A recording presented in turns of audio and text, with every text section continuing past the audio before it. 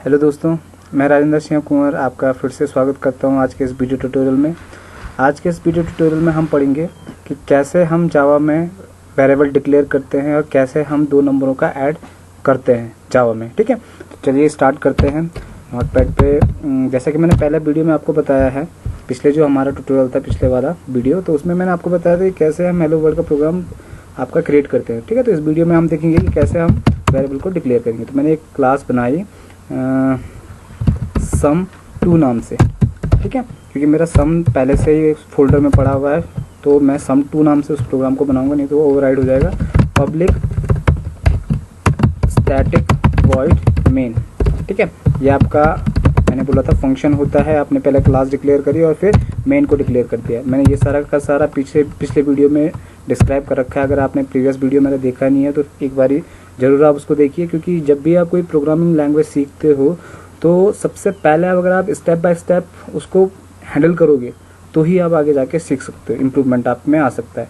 नहीं तो अगर आप बीच से स्टार्ट करते हो तो प्रीवियस जो मैटर, क्योंकि लैंग्वेज एक ऐसी चीज़ है जो कि सारा का सारा अगर आप एडवांस ही पढ़ोगे तो उसमें भी आपका इफ़ कंडीशन होगी, एल्स कंडीशन होगी, और उसमें भी बेसिक जो आपके एक्सप्रेशन होते हैं, बेसिक जो आपके फार्मूलाज होते हैं वो ही लगते हैं। ठीक है, तो लैंग्वेज कभी भी सीखोगे आप तो स्टेप बाय स्टेप आप चल के सीखोगे। ठीक है, तो चलिए इसमें हमने डिक्लेयर करा इंट ए, बी और सी, 3 वेरिएबल हमने डिक्लेयर करे। अब मैं यहाँ पे डेटा टाइप डिस्क्राइब कर लेता हूँ, डेटा टाइप होते क्या है।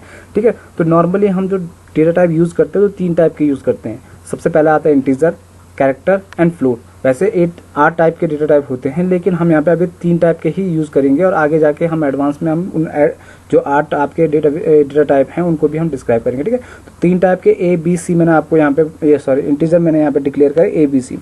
अब ये इंटीजर कौन सी वैल्यू होती है? इंटीजर वैल्यूज होती हैं all negative and positive values, numeric values. ठीक है, तो इंटीजर कभी भी आप लिखोगे चाहे वो पॉजिटिव हो या नेगेटिव हो, वो सारे के सारे इंटीजर में आएंगे। अगर आप कैरेक्टर लिखते हो तो कैरेक्टर में आता है आपके A to Z alphabets.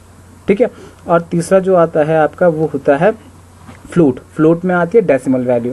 Means अगर आपने कहीं पे फ्लोट लिखना है तो फ्लोट में हमेशा ऐसी वैल्यू आएगी, A = 7.7। ठीक है, तो इस टाइप से आपको फ्लोटिंग पॉइंट अगर आप लिखते हो तो वो क्या किस में आता है? डेसिमल में आता है। ठीक है, तो हमने 3 वेरिएबल यहाँ पर डिक्लेयर करे A B C। ठीक, A को वैल्यू हमने दे दी 49, B को value the 50 and C = A+B। यहाँ पे हमने एक लॉजिक बनाया है जिसमें हमने दिया है कि जो A की वैल्यू होगी और B की वैल्यू होगी वो प्लस होके, जब उनका प्लस हो जाएगा जो रिजल्ट आएगा वो स्टोर हो जाएगा C में। ठीक है, और C में वो वैल्यू आ जाएगी 50 और 59 जो वैल्यू होंगी वो ऐड होके उनका रिजल्ट C में आ जाएगा। अब हमारे पास एक्चुअल रिजल्ट है C में। ठीक है, तो हमें क्या करना है? C को प्रिंट करना है।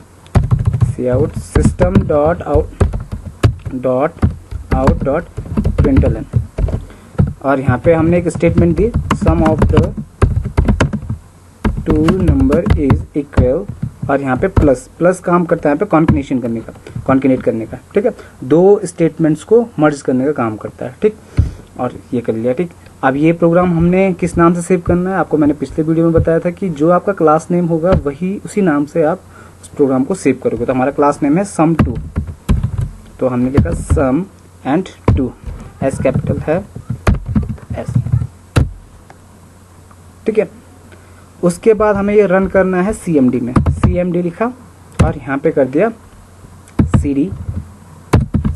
ये उस जो हमारे फोल्डर खुले उनसे बाहर आने का मेथड है, और यहाँ पे हमने लिखा CD और जो हमारा फोल्डर नेम है जावा D, एंटर कर लो। जावा D खुल गया। जावा C हमारा क्या होता है? कंपाइलर होता है।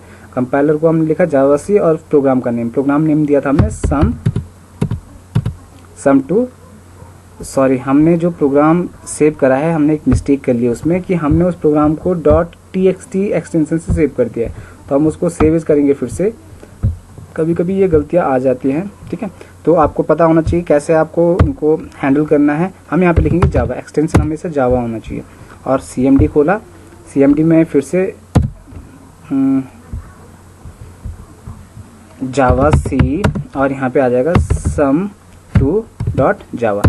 एंटर करिए। अगर कोई एरर होगा तो एरर शो कर देगा, लेकिन हमारे इस प्रोग्राम में कोई एरर नहीं है, तो हम इसको क्या कर लेंगे? इंटरप्रेट कर लेंगे जावा C से।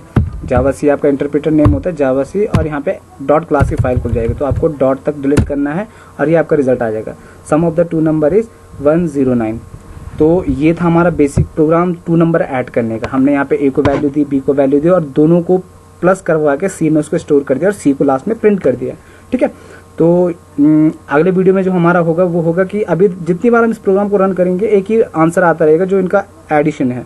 हम चाहते हैं कि हर बारी हम नई वैल्यू डालें और नया रिजल्ट हमको आता रहे। किसमें? कमांड प्रॉम्प्ट में हम वैल्यू डालें और हमारे पास नई वैल्यू हर टाइम आती रहे। तो उसको हम अगले वीडियो में डिस्क्राइब करेंगे। तब तक के लिए goodbye and thank you, thanks for watching.